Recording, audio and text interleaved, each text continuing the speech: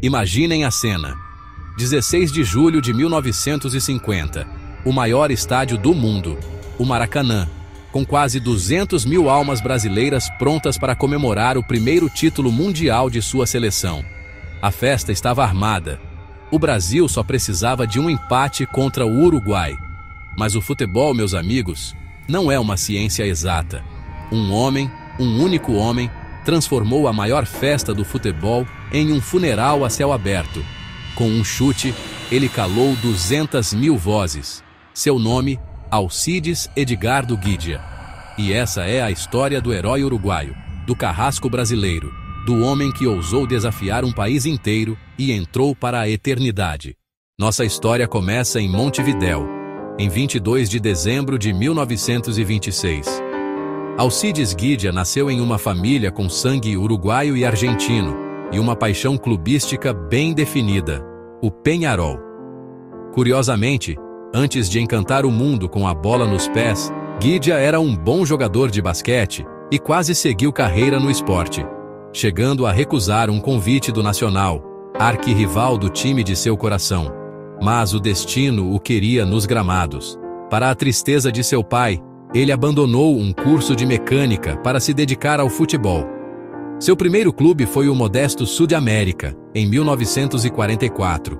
Começou como centroavante, mas sua velocidade estonteante e habilidade logo o levaram para a ponta direita, posição onde se consagraria. Em 1947, uma curiosidade.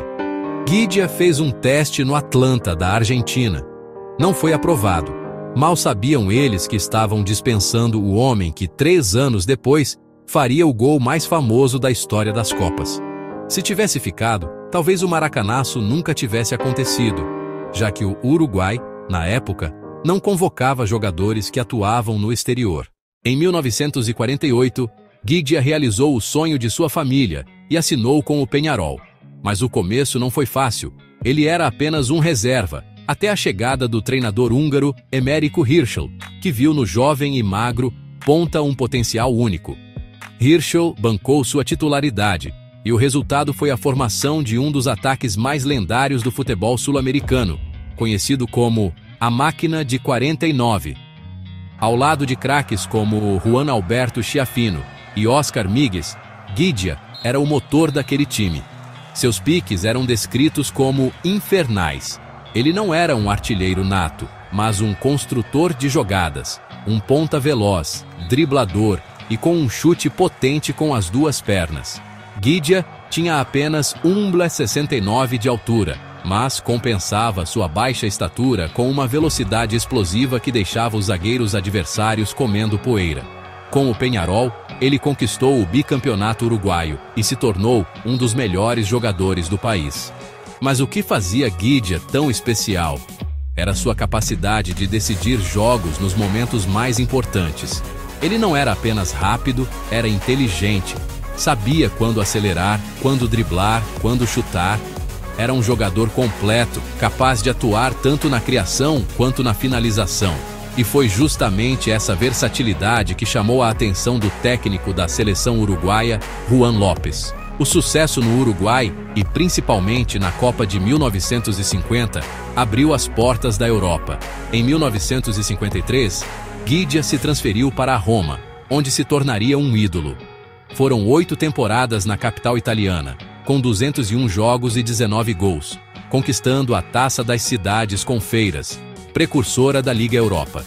Sua passagem foi tão marcante que ele é considerado um dos maiores uruguaios a ter jogado na Itália.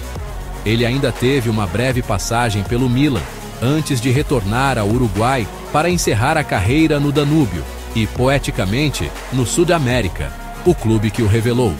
Guidia pendurou as chuteiras aos 41 anos, em 1968. Agora, voltamos ao Maracanã. Aquele 16 de julho. O Brasil era o grande favorito. Jogava em casa com o apoio de 200 mil torcedores. A seleção brasileira era uma máquina de fazer gols. Guidia, por sua vez, era um novato na seleção uruguaia, com apenas 2 meses de experiência internacional. Ele havia estreado em maio de 1950. e muitos no Uruguai duvidavam de sua capacidade de brilhar em um palco tão grande. Mas Guidia tinha algo que poucos jogadores possuem: sangue frio. Durante toda a Copa de 1950, ele foi impecável. Marcou contra a Bolívia na estreia, depois contra a Espanha e novamente contra a Suécia. Era o único jogador da competição a ter marcado em todos os jogos até aquele momento. Um feito que só seria igualado anos depois por Just Fontaine em 1958 e por Jairzinho em 1970. O Brasil, por outro lado, vinha de goleadas impressionantes. Havia feito 7-1 na Suécia e 6-1 na Espanha. A imprensa brasileira já tratava a seleção como campeã. Jornais imprimiram capas comemorativas. Medalhas foram cunhadas. Até uma música de celebração foi composta. Nada parecia poder dar errado para o Brasil. O jogo começa. Aos 2 minutos do segundo tempo, Friaça abre o placar. O Maracanã explode. A taça Jules Rimet parece ter seu destino selado. Mas o capitão uruguaio, o lendário Obdúlio Varela, pega a bola, a coloca debaixo do braço e vai reclamar com o juiz. Ele não queria anular o gol. Ele queria esfriar o jogo, acalmar seus companheiros e silenciar pela primeira vez o estádio. Funcionou. Aos 21 minutos, Guidia faz uma de suas arrancadas pela direita e cruza para Schiaffino empatar. O Maracanã sente o golpe. Um silêncio nervoso começa a tomar conta do ambiente. E então, aos 34 minutos, o momento que congelou o tempo. Guidia recebe novamente pela direita. Ele avança. À sua frente, o lateral brasileiro Bigode. Guidia ameaça cruzar, como no primeiro gol. O goleiro Barbosa, esperando o mesmo, dá um passo à frente para cortar o cruzamento. Foi o erro fatal. Com uma genialidade reservada aos imortais, Guidia percebe a brecha. Em vez de cruzar, ele chuta forte, rasteiro, no pequeno espaço entre o goleiro e a trave. A bola estufa a rede. Uruguai 2, Brasil 1. O que se seguiu foi o silêncio. Um silêncio profundo, pesado, assustador. 200.000 pessoas emudeceram. O Brasil, que já se via campeão, estava derrotado. Guidia, o ponta-direita de 1,69, havia realizado o impossível. Ele havia calado o Maracanã. Guidia se tornou um herói eterno no Uruguai e o carrasco no Brasil. O goleiro Barbosa foi crucificado pelo gol e carregou o peso daquela derrota pelo resto da vida.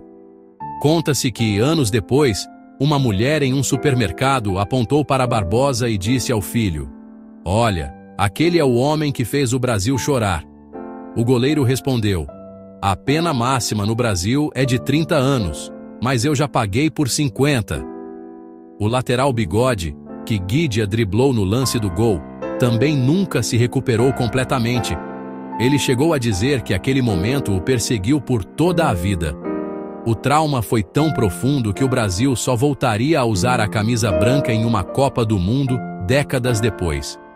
Mas Guidia, com a tranquilidade dos predestinados, resumiu seu feito em uma frase que se tornou tão lendária quanto seu gol.